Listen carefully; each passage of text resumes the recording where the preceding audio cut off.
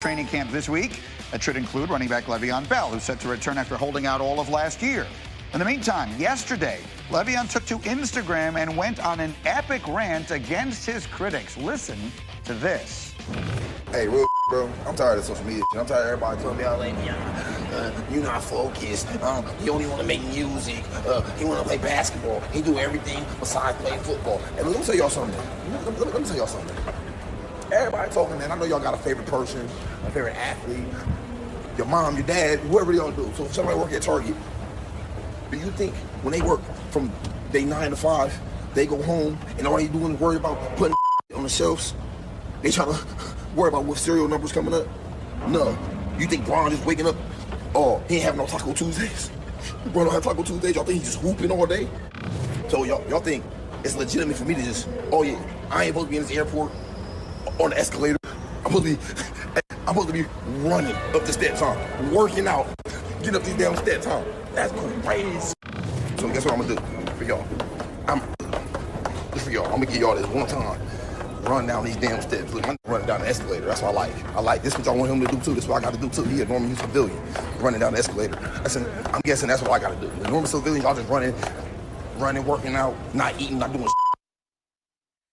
Okay, so listen, we'll do a little abbreviated answer the question with Booger here. I guess I need to ask you quickly about that. What did you make of that? I'm fine with that. First of all, Greeny, anybody that follows you and I on social media knows that our passion is golf. Yes. Nobody's ever going to accuse us of giving hot sports takes all day long. As soon as we leave here, we're thinking about one thing, and that's golf. So I understand what Le'Veon Bell is saying. You don't have to tell everybody on social media, though. Yeah, listen, I mean, I as a dyed-in-the-wool Jet fan, I don't care what he says and does, so long as he is what he was the last time we saw him. That's my first answer to the question.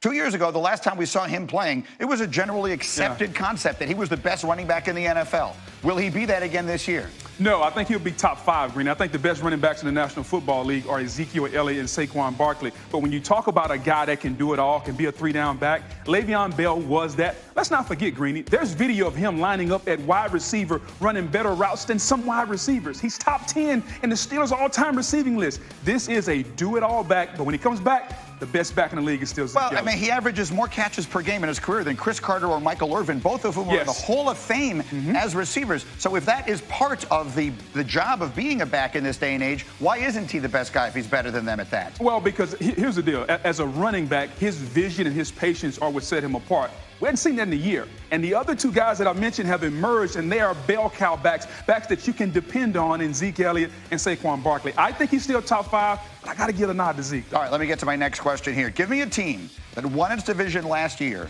that is going to miss the playoffs this season. The Baltimore Ravens. I think what they did last year and how Lamar Jackson caught lightning in a bottle, I don't think that's going to happen. He's got to improve as a passer. I love John Harbaugh. I love what he does. To me, he's one of the top 5 coaches in the National Football League. But if you're asking Lamar Jackson to carry that offense from the pocket, that's not going to happen. And all offseason, all we're hearing is he can't run as much. He can't run as much.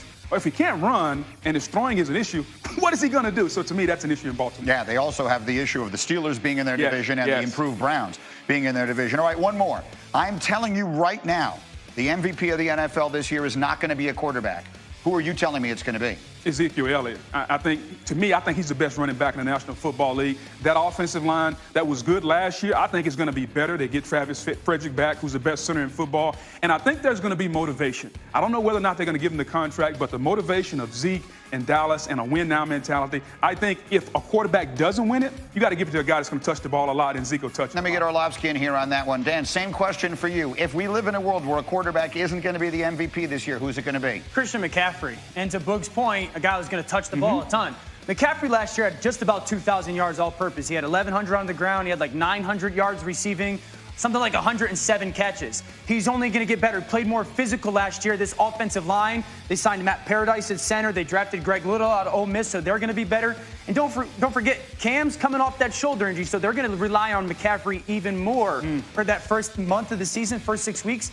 He's ready to break out. And since he's going to get so many touches and be the focal point of that offense like Zeke is, I'll go Christian McCaffrey. I actually like both of those picks. Having said that, do we all agree a quarterback is going to win the award? Yeah, he probably resides in Kansas City, too. Wow, again? It's pretty much all that they have these days is quarterbacks putting up ridiculous numbers. That's answer the question. We have more on the NFL as we go, but right now, the college football. These quarterbacks. Yeah, Greeny, with Urban Meyer no longer at Ohio State, all eyes in the Big Ten will be on Michigan head coach Jim Harbaugh this upcoming season. Last week at Big Ten Media Days, Harbaugh caused a stir. He criticized Urban Meyer and has since not only stood by those comments, but doubled down. Urban Meyer's had a winning record, really phenomenal record everywhere he's been, but also controversy follows everywhere he's been.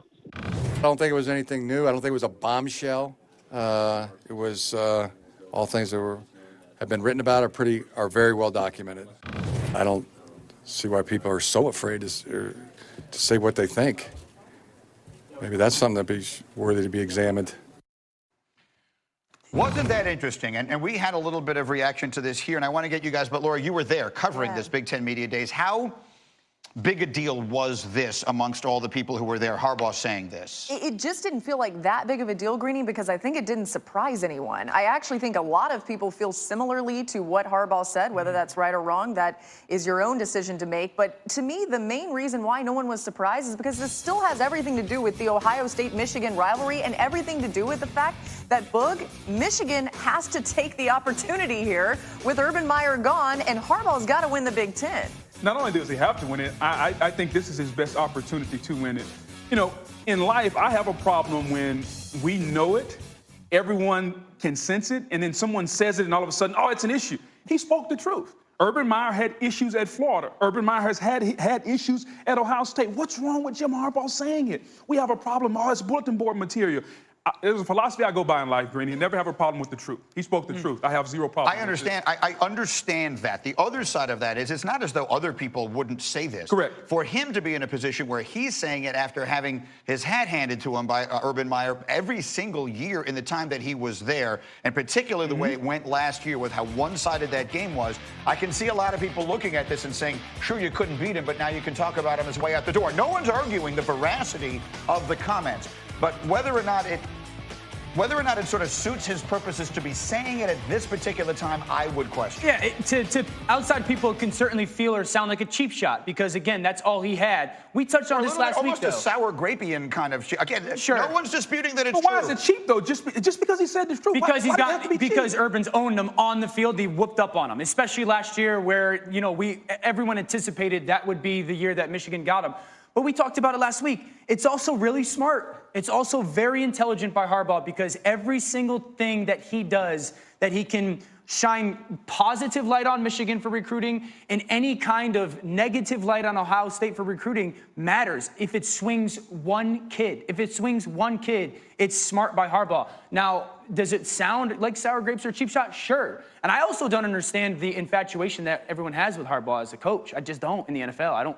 I don't see it. What part of it don't you understand? He took over a San Francisco 49ers team that had been abysmal he built for a a powerhouse decade in San Francisco. and took them to 3 straight NFC championship games when they were 1 play away from winning the Super Bowl. With a quarterback that performed at a pretty impressive level and not many people in the NFL were prepared for. At Stanford, he had a generational talent in Andrew Luck. He's gone to Michigan. They're 1-9 against the top 10 teams that they played against, and he's completely behind when it comes to offensive football in modern-day football. If I told you his name was Jim Wilson and he had that record, would you be saying NFL teams are going to be knocking on his door? Well, I think they're salivating because of what Greeny alluded to, what he did in San Francisco. He built that talented team into a powerhouse. Now, coming back to his alma mater, Michigan, people were expecting to see a very quick progression and transition to being a contender. They haven't seen that. That's the issue. Jim Harbaugh is a very good football coach. He's made some changes on his staff, bringing in Josh Gaddis on the offensive side, who will speed up the offense. It's all about it was one terrible call away from beating Ohio State. And that 49ers everything team would have been totally different. Those 49ers teams